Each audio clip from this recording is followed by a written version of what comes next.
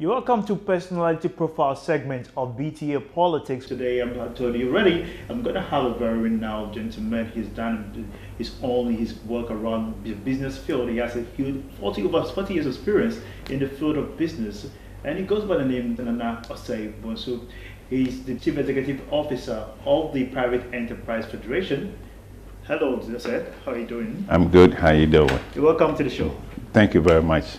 I went through your profile before deciding to come. I said, like, when I went through your profile, I realized that you've done a lot in the field of business. When you say, as a personality, you've done so much for yourself. Well, we always try to improve ourselves, number one, and we also try to acquire the necessary information, and number two, and also the skills to be able to assist in the development of our nation. Let's go back. You made mention of the skills that you acquired. Yeah. Going through your life, educational life, at what point of educational life and what skills were necessary for you to advance to this level? You know, I'm in this where I am by accident. In high school, I was a science student. So like every science student said, that either you go into engineering or you go into medical field. I chose the medical field. I was biology, science, and chemistry and physics. I went overseas to New York to try and advance studies in medical science. Unfortunately, the scholarship I was looking for did not fall through. So I was left in the cold as to what do I do, because all my life has been a science student, as you know, throughout. And so in actual fact, I dropped out of school because it didn't go well. Then staying at home for about 1 year, I decided, what am I going to do? I went back and I wanted to do political science. Like every African boy, you want to go home and do politics. Then after 1 semester of political science, I asked myself, I'm taking classes, political science, but when I go back to the boondocks, to my community, they haven't taken nothing. So what am I competing with? You know, I'll be talking above everybody's head. So there's no reason for political science. So let me find out something. Helter-skelter, I ran into finance and banking. And the dean of the banking school and finance, after 2 semesters, came to me that he thinks I may have a good career in finance. I was like, you kidding me? This is just to walk me through the requirements and get out of college. But then the next semester, he came again. He says, I think you should pursue banking and finance. I said, what does he know that I don't know? And lo and behold, I thought about it. Then there was this bank examiners for the New York State Banking Department to select bank examiners.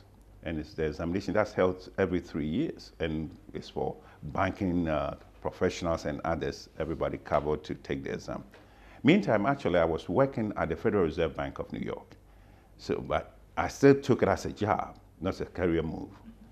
I listened to the old man and I took the exam. And lo and behold, I became number 1 out of 3,000 candidates. So, number 1 out of 3,000 candidates? Yes. To me, that was the game changer, in the sense that here I am, I haven't paid attention to the industry. I've been attracted to it. I haven't done much, and this is what happened. So maybe I should think about it. And as soon as I was selected, after the interviews and all, selected as a bank examiner, I delved into, and I realized that it's a beautiful, beautiful profession. I loved it. And every document about banking within that period, I would read. I'll look at it. So you got a passion through an introduction by one of your professors? Yes. So personally, going into it, how did you streamline your passion to make it more into reality? I think the passion was latent. It was something hidden I didn't know, or I don't know what he saw. But once I entered into it, I realized that I didn't have a passion going to it, but once I entered, and then I saw the passion build up. You do a bank examination, why would a bank give credit to X and not to Y? And what was the criteria they used? What was the basis of the industry versus the other industry? So it's like, okay, you know, a catch-22. You get it here, you don't get it there. And what are the analysis? What are the criteria to evaluate? So those were attracted to me. And then of course, you had the technical training. I had the 2-year training in banking and finance at a professional New York State Banking Department, to me, the highest banking supervisory authority in the world, because they supervise all banks that operate in New York, and New York City is the banking world. And then I was attached to a money market bank, Bank of New York then, which rolled into now part of Chase. And that they schooled in investment banking, banking writing and analysis. And so those, it enticed me to know that when somebody's looking for something, you have the right to maybe decide, yes, you're going to get it on the basis of information provided. And to me, it's all on the technical. So I'm more into the analytical point. I'm more into evaluation of the documentation you bring to the table. It's not about collateral and those kind of things that happen. Can this borrower or can this investment yield the expected results, expected returns that we're looking for? So lo and behold, I kept building up, I kept learning, I kept opening up, and I kept exploring. So that's how my career in banking and finance was built. That is a very interesting journey, considering you not having an interest in developing and finding yourself in a field that later on you built yourself to adjust to it comprehensively. Now, I realize you got involved with JP Morgan as a company. What was your relationship with JP Morgan? Well, as of now, because that's my former employers. And then when I decided to come back home, I resigned and came back, So that was the last banking institution that I worked for in America. And what were some of comparing the banking systems in UK to Ghana? Is there any difference, or do the application of certain in the US and Ghana? Yeah. Ghana is an infant, it's a baby. And this is almost like the retired and the centennial, and yes, it's not comparable, because we don't even have the banking products. We don't have the laws to even create the avenues to create the products, because those are the things that I think are limiting our ability to finance businesses. The financial products available, one, credit. A bank should have an investment banking where they can link a business to equity financing, where they can create a pool of funding that is not only credit, but a combination of different financial products linked with the risking materials and all. So we can grow if we allow ourselves, but we have to have the technical skills accompanied by the right laws, accompanied by the supervisory authorities with a high understanding of how to allow room to grow, but at the same time monitor that it doesn't get out of hand. Is it that the Ghanaian banks are not willing to take risks by assessing the kind of risks that they intend to get into? No, but by the limitations within the scope, it's not a point that they don't want to take risks. It's what is available to them. And what's available to them is the right to call collateral 141% of what you're looking for. The right to just say that, well, I don't want to invest in this, and get away with it. Sometimes there's some rules and regulations that request that you invest in certain areas. Let me give you one example. Back in the States, we had something called Community Reinvestment Act. Every financial institution is required to invest in the community within which they operate. And if that's the case, whether it's good or bad, so far as you have a branch in there, you have to invest in it. So you have to find an avenue of investing in a low-level community without overexposing yourself to risk, and covering your back and creating the opportunity for the businesses in the community to also become responsible investments for you. It looks like a corporate social responsibility in that instance, or it's quite... Well, it's not quite different, but it's a corporate social responsibility that is legislated in the sense that if you do, you get X, because it's a requirement that you invest in that. And if you do that, maybe there's a tax credit that accrues to you. But normal CSR, corporate social responsibility, is voluntary. But now, institutions are moving away from the one-way, one-shot deal. I buy a truck for the fire service, I build a school for the community. No, and now CSR is linked to the core functions of the institution. Let me give you an example. A company that's manufacturing syringes, the syringes for needles to, decide that, there's some 8 patients within certain community donated, syringes for 5 years, free. Assuming this is happening, then when they have to buy, which syringes do you think they will buy? Those ones, because they've been used to that. So because there's a cost to corporate social responsibility, but it's something voluntary. And now we don't want it to be a one-shot deal. We buy, vehicles for the diplomatic corps to be able to carry all the big shells in. No, link it to what you do. If it's maybe a telecom company, link it to provision of modems, provision of training for IT and all. Those are the things that go to enhance your business down the road. When you came back to Ghana, looking at the enterprises in Ghana, how the challenges they're facing, have you observed whether they are quite daring to expand their frontiers in other countries? What was your... If you say daring to expand our frontiers to other countries, that's even overbilling yourself, because we can't even expand within our communities. We can't even expand within our country because we're limited in our scope. You see, exposure has one thing to do. If you haven't seen it before, you don't think it's doable. So some entrepreneurs are daring, they can do, but they haven't had the exposure. So they are limited in what they can do.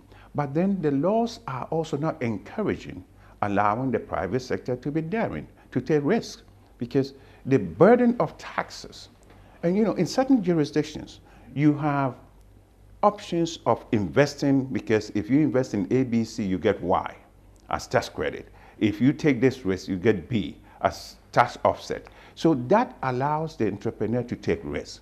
Here, everything is taxable for the local person. So the little that paucity of capital that they have, they don't want to risk it, because at the end of the day, when I risk it, there's no return. There's no offset against the loss on that side.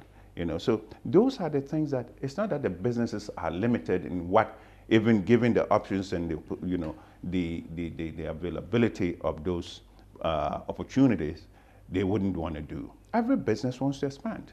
Every business wants to grow. Every business wants to be profitable.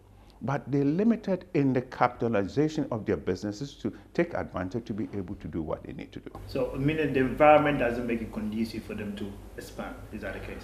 The environment is not conducive. I wouldn't say not make it conducive, but the environment is a little limiting as to what you can do. As I said, I have a paucity of capital, and I want to do ABC. I see that there's another opportunity that I could have grown and capitalize or grow and get the equipment. But taking the risk, there's always a risk in investment, whether it's going to yield the intended results or the expected results or not.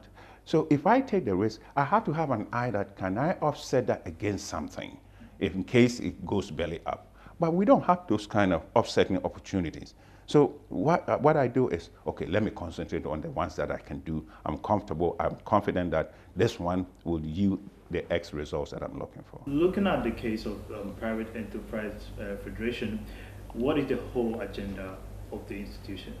The institution is first and foremost the advocacy voice of private sector.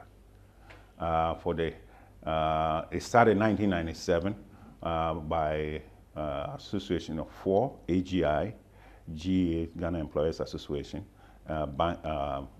FAGE, Federation of Association of Ghanaian Exporters, and then you had the fourth one was GCCI, Ghana Chamber of Commerce.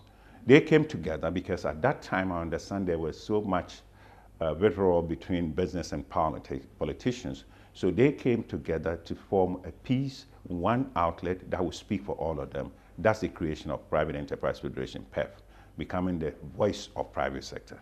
Then later on, the Bankers Association became a member, the 5th member, and then the Ghana Chamber of Mines, the 6th member. So almost 20 years, it was a country club of 6 members of the powerful and the big business association. But then it found itself wanting different angles because it became only a talk shop, a dialogue with government. But dialogue had to end in some activities, in some expectations, in some actions. Policies can sometimes come out of dialogue, but it wasn't always. So then it became, what else can we do to help our members? Networking, business opportunities, creating, specialties and technical skills within business. Identify what are the constraining factors of business. And when we talk about constraining factors, it's not only making laws that you can take your profit home, that is only the creating the quantum of financial resources, creating the opportunity of technical skills to drive our businesses. Those are things that have been left untouched. And so PEF itself found itself wanting, not even looking at that perspective, looking at that angle. So now we have broadened our base not only to include the advocacy, which is still our core function, but the core function has expanded to include networking, market opportunities, capacity building, and any other things that we think are people. We're now even looking to set up a fund, a financial pool of fund that would allow our businesses to move away from the high cost of banking resources to look at equity options and various options that will limit their cost of doing business. We're exploring, we're looking for partners, and it's doable. It's doable, and it's about time that we do, because the reliance or overly dependency on the limited financial resources from the banking institutions is constraining our ability to grow. But if we can go the equity route, angel fund, and other form of equity capitalization, we should be able to do better. You see, we don't even take advantage of our stock market because we're limiting in the kind of data that we can provide. Now they have the alternate markets. Can't we take advantage of that without going through the high cost of banking credit? And even within our environment, when government talks, they say access to credit, access to capital, access to financial products. Those are the things we should be saying, not access to credit. Is it because some of the policymakers don't really get to understand the nitty-gritties that is really required in implementation? Sometimes the policies might look good on paper, but implementing them, you need experts who are technical. I think you're trying to pull me into something that I wouldn't want to go there, but you put it succinctly, you put it right. The people making the decisions, do they have the technical competencies? Do they know what they're doing? We, as we said, they look good on paper. Practically, they're not implementable. So if we're going to do policies that affect the livelihood of people, affect the business operations, we have to talk to the people on the ground. And if we talk to the people on the ground, we will now be doing things that will allow them to expand, allow them to grow. Because after all, businesses are the ones that create jobs. And if we want jobs creation, then we have to work with them to find out what would it take for you to expand, become profitable, and get a job for Kwesi and Ama.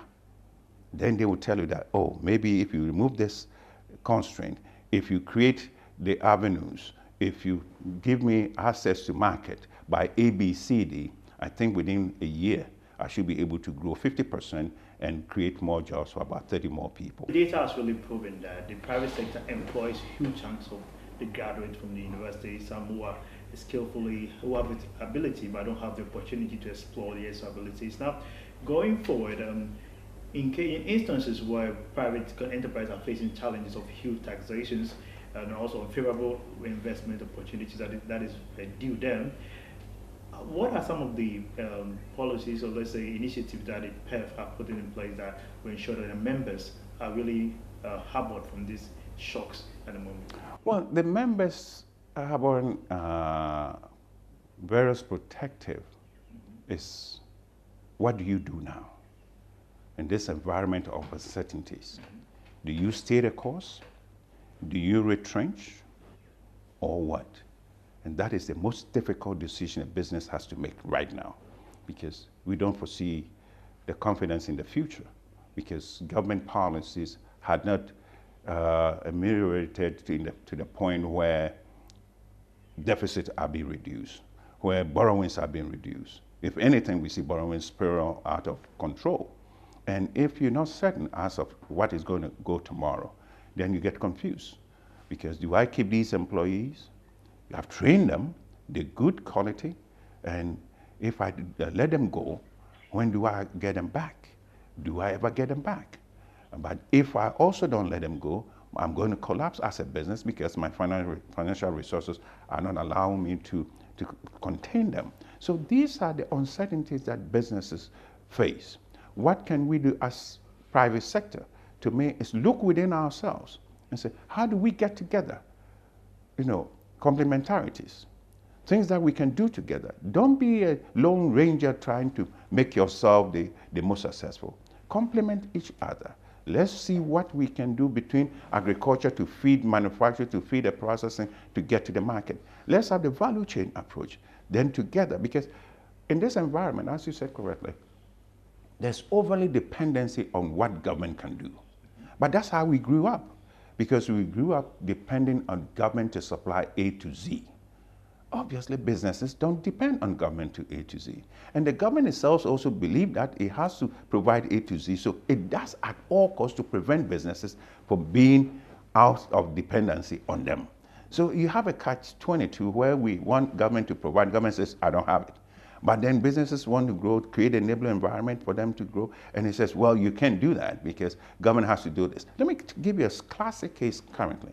I think this week we have a government commissioning a sugar factory. Exactly. Is that a business of a government? Is that a business of a government? To go into sugar? How is that? Is that private sector or government sector? Post-independence, we had state institutions from shoe factory to laundry to almost everything. Where are they now? We have only one surviving. So governments and public sector does not have the capacity and the ability to run a successful business. Is it that we are not learning our lessons in that instance? Because look, history doesn't favor us.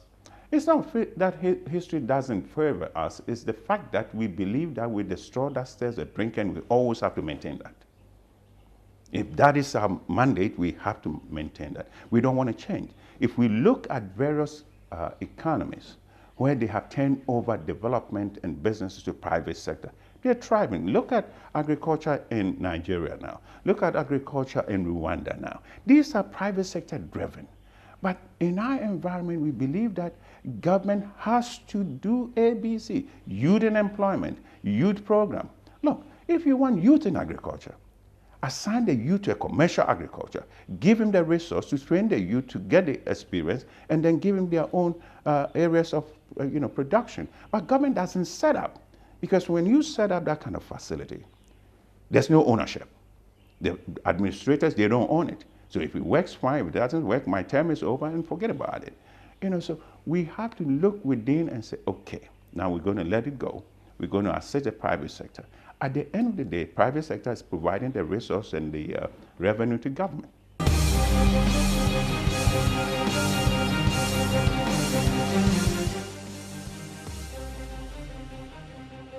For all kinds of fresh meat, fruits and vegetables. This is for chicken and fish. This is for beef and for fresh fruits. For your pastries, salad, use this.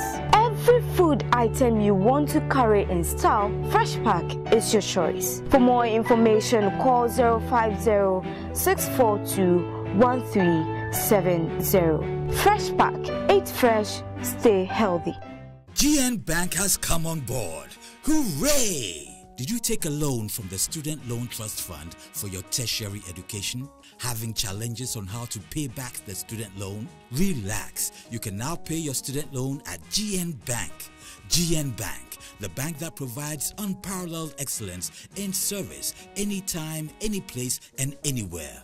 The good news is that you don't have to be a customer of GN Bank before you can repay your loan. All you need is to walk into any branch of GN Bank nationwide and make your payment.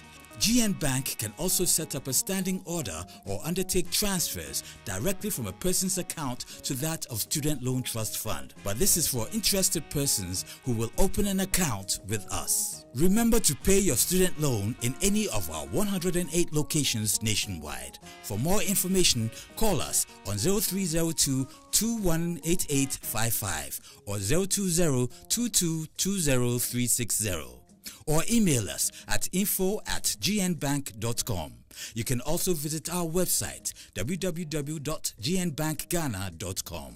GN Bank, the People's Bank. Do you know that there are more successful people in Ghana today than before? Well, that is the truth. And the secret is in prudent financial planning with the right financial manager. You need to know the right fund manager who spends your money 24 hours a day, 7 days a week, 4 weeks in a month, and 12 months in a year. That manager is at Gold Coast Fund Management. At Gold Coast, your money never sleeps. It revolves every second to give you more money for use when you really need it. For the past 21 years, Gold Coast Fund Management has held a strong reputation of spending people's money to beat inflation, depreciation, and treasury bill rates. Put your money to work. Move from savings to investment. Pay your investment tithe into the Gold Fund and Gold Money Market Fund, and be assured that when you are in need, you can turn to them to resolve your financial problems. Gold Coast Fund Management. Investment advice worth its weight in gold.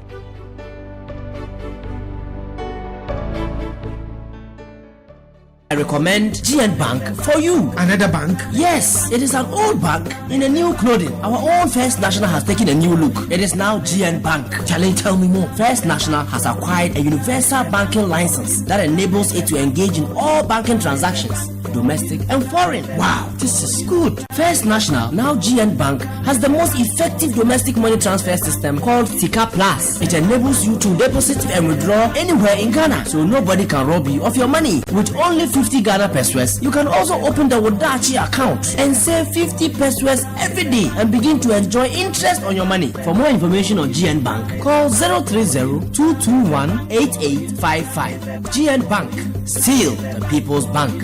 It's amazing how in this age and time, people still consider their children to be their pension. You cannot guarantee what your child becomes in future or whether they will live that long. This is why you have to work on getting your own pension, and no one does it better than Pen Trust Limited. Pen Trust is the only pensions trustee with a wide regional and district presence in Ghana. You can do business with us wherever you are in Ghana. We combine discipline and technology to make sure that your second and third tier pension funds are managed objectively and in accordance with your decisions and investment objectives. We act with discipline always. Come to us, relax, and your future will be taken care of. Locate Pen Trust on the 6th floor of Premier Towers, opposite Pension House, near the National Theatre. You may call us on 030-290-1500 or 030-290-0989. Pen Trust, we act with discipline always. Pen Trust is a member of Group Indom.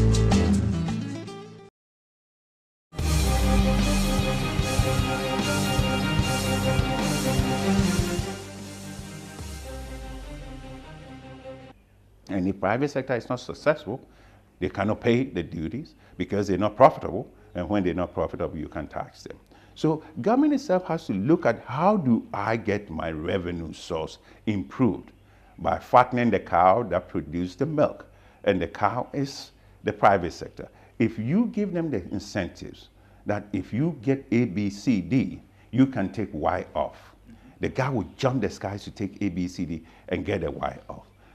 Then the Y off is limited for a period. After that, he's so big he can do nothing.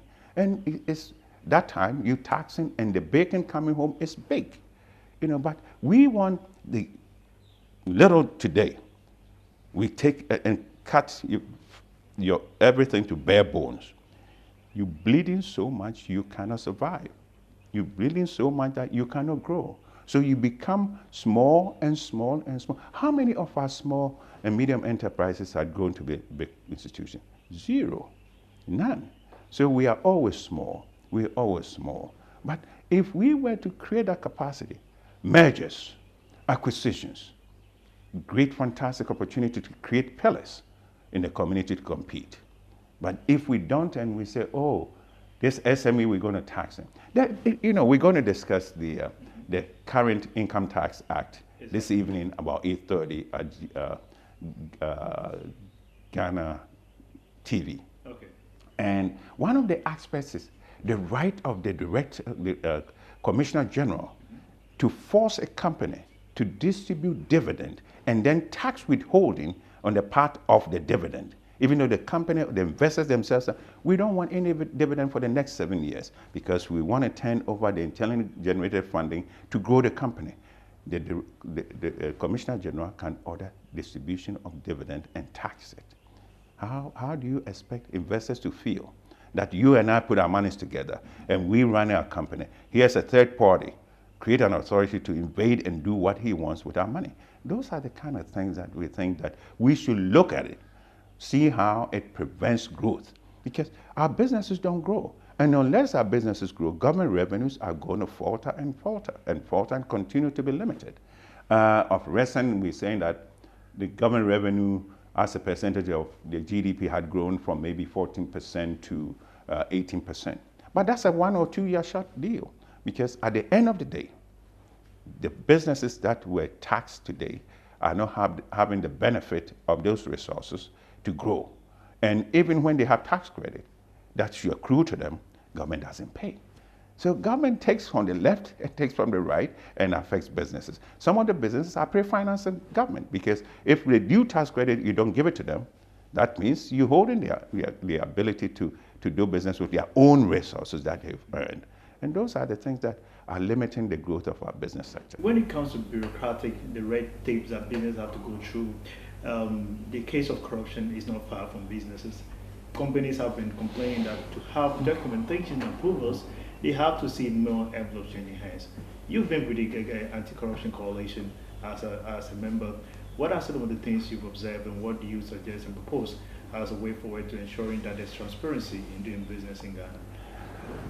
Two-pronged approach. One is from the business perspective. Businesses have been accused as the supply side of corruption. But businesses are businesses because they have invested their money.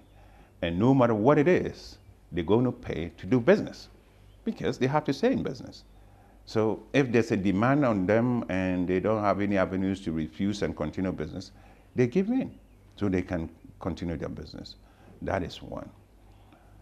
In this environment, when businesses become noisy, they make waves about a demand made upon them. Believe me, they know that their businesses are going to collapse because of victimization.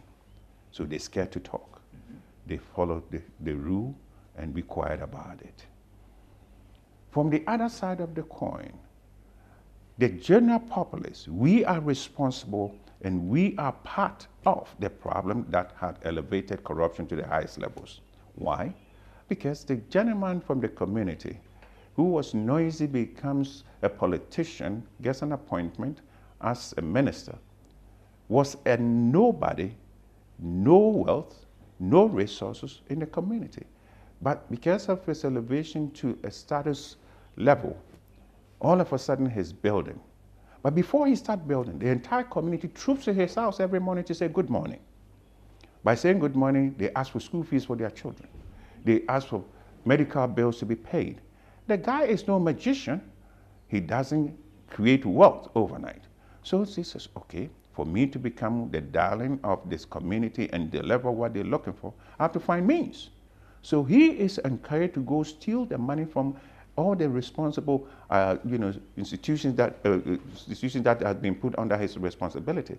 So we encourage that. And those that don't go, trooping to the house to acquire some of the benefits that are falling from the table, they also are quiet. They could have said, hey, this is not right. Hey, this is no good. This guy is a thief. Why are we glorifying him? Even in the harvest, he's sitting as chairman all of a sudden.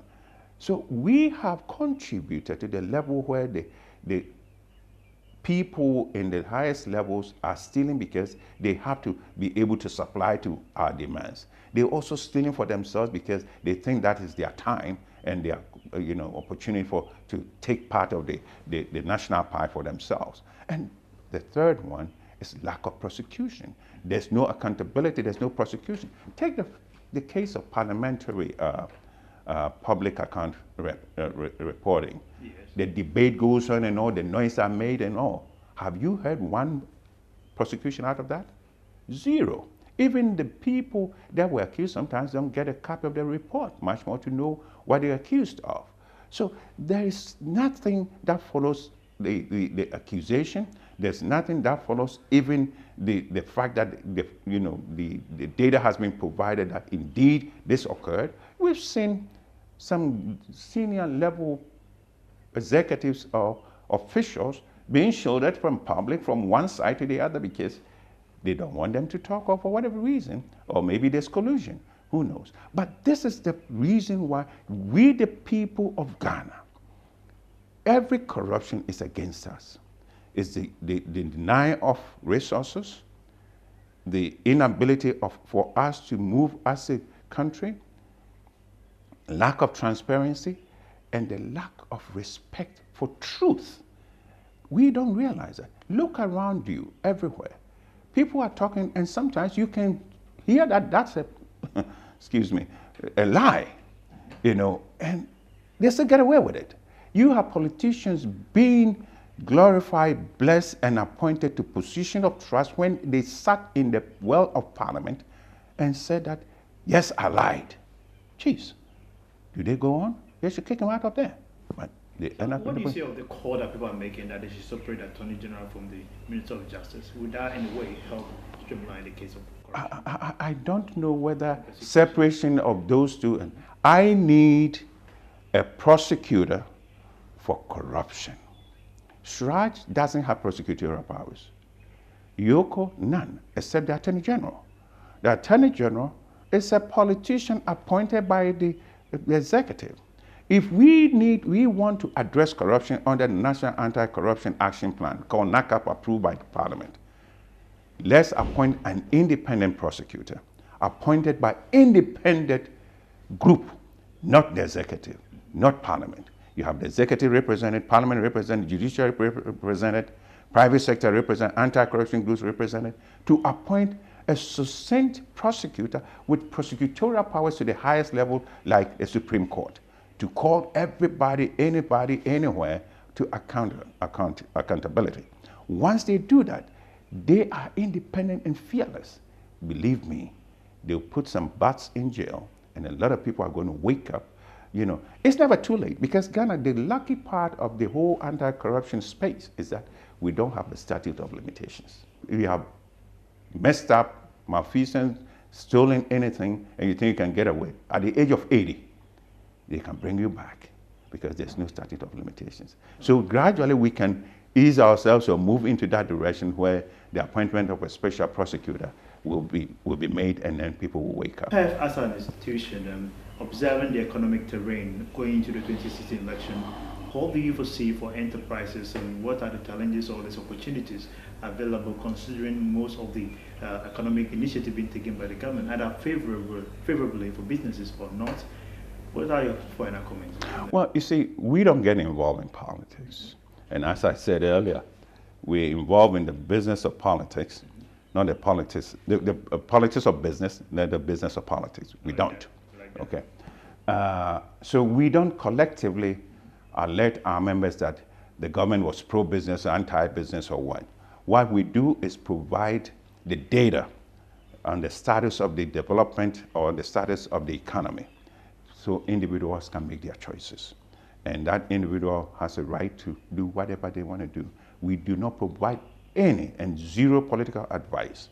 The point is that this is business, the economy is not working, the business confidence is failing, the cost of doing business is high, inflation is high, lack of resources, lack of infrastructure, those kind of things we provide. But if you think all that is an opportunity for you to create a business, to fill the void, you also have a business there. If you think it's a constraining factor that will prevent your business from expanding, you also have a job to do to make that difference happen. So that is how we, as the Federation, because we cut across all sectors. And one sector may be making money today, like the bankers are making money, and the other sector of the private sector is suffering because they're the ones paying the bacon for the bankers to be fat. So how do you reconcile? You look at the both opportunities and see how you can have a common ground for the bankers to see that without the businesses, you don't have your bacon home tomorrow. So try and make it possible that the businesses will also survive and grow, so at least they can keep coming to you for the resource.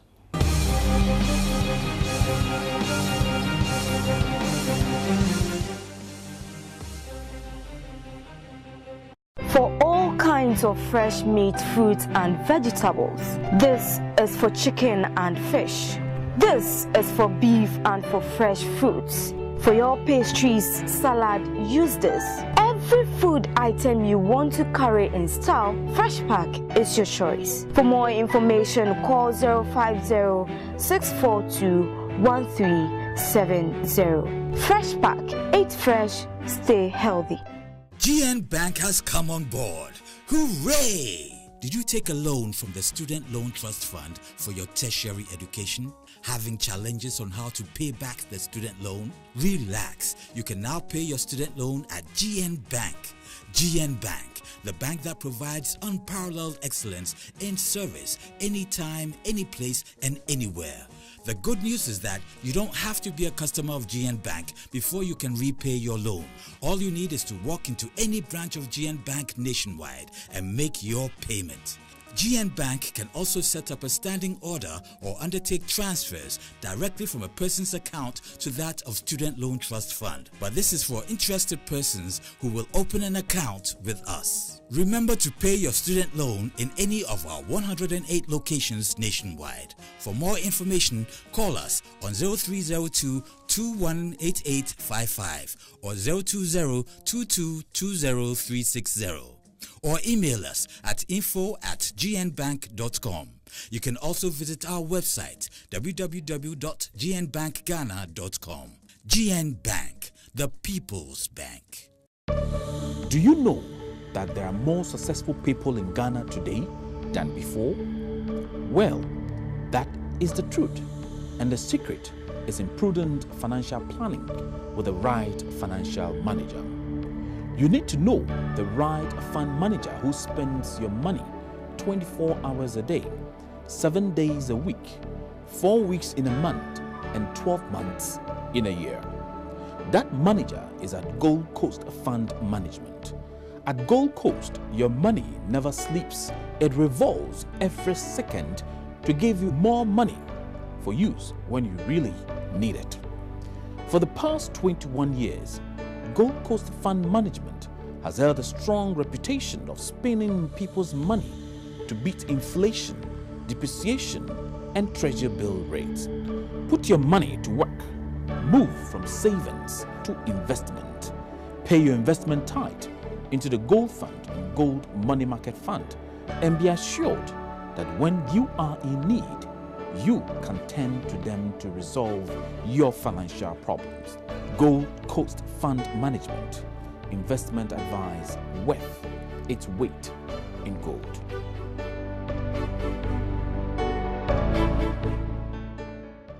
I recommend GN Bank for you. Another bank? Yes, it is an old bank in a new clothing. Our own First National has taken a new look. It is now GN Bank. Charlie, tell me more. First National has acquired a universal banking license that enables it to engage in all banking transactions, domestic and foreign. Wow, this is good. First National, now GN Bank, has the most effective domestic money transfer system called Sika Plus. It enables you to deposit and withdraw anywhere in Ghana, so nobody can rob you of your money. With only 50 Ghana pesos, you can also open the Wodachi account and save 50 pesos every day and begin to enjoy interest on your money. For more information on GN Bank, call 030-221-8855. GN Bank, still the people's bank.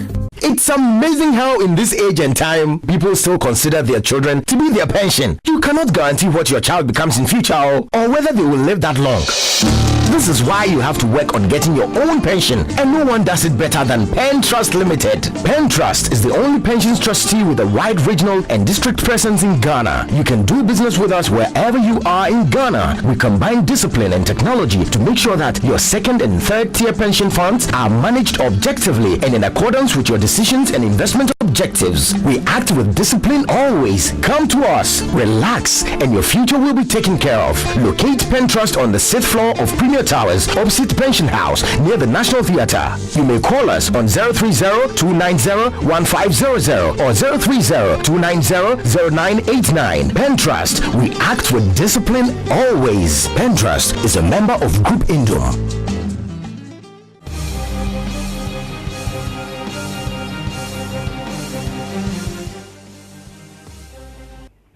Osei, Bonsu, it's a pleasure having you on Personality Profile this evening. Thank you very much, sir. It's a great opportunity for me to share with you. Thank you very much. Thank you. So, BTA Politics at the moment is ensuring that we have Personality Profile this evening with Nana Osei Bonsu. He's the Chief Executive Officer of the Private Enterprise Federation of Ghana. So, tune in. Up next is BTA Politics on BTA. Stick and stay with more on BTA.